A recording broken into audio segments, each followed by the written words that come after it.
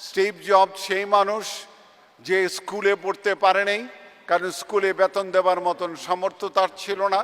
রাতের বেলা খাবার না পেয়ে মন্দিরে গিয়ে সে বসে থাকতো রাতের খাবার খাওয়ার জন্য। মাত্র $20 পুঁজি নিয়ে অ্যাপেল কম্পিউটার প্রতিষ্ঠা করেছিল। সেই স্টিভ জব পৃথিবীর শ্রেষ্ঠতম প্রযুক্তির উদ্ভাবক। আমি কিন্তু সেই মানুষটিকে সবচেয়ে বেশি শ্রদ্ধা করি, যেই মানুষটি শূন্য থেকে উঠে দাঁড়াতে পারে, তার সাথে আর কারো তুলনা করা হতে পারে না। সোনার চামচ নিয়ে জন্মাবা এবং সোনার চামচ মুখে দিয়ে মারা যাবা, তোমাকে নিয়ে গল্প করার মতন কোনো কাহিনী নাই।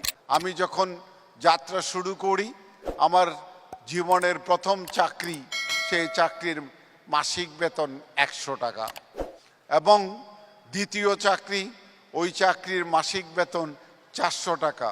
চাকরির পেশার নাম কি? MA পাস করে পিয়নের চাকরি। সেই মানুষটি কিন্তু আজকে তোমাদের সামনে মন্ত্রী হিসেবে দাঁড়িয়ে আছে।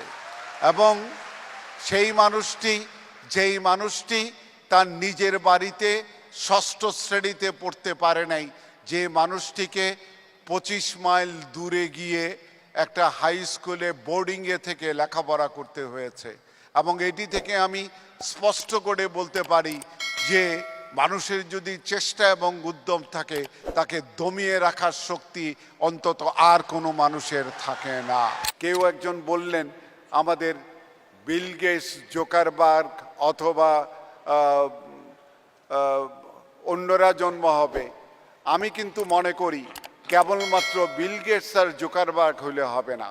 আমাকে যদি তোমরা আদর্শ হিসেবে দেখতে চাও, তাহলে আমি কিন্তু এই দুইজনের একজনকেও আদর্শ মনে করি না। আমার কাছে আদর্শের নাম স্টিভ জবস।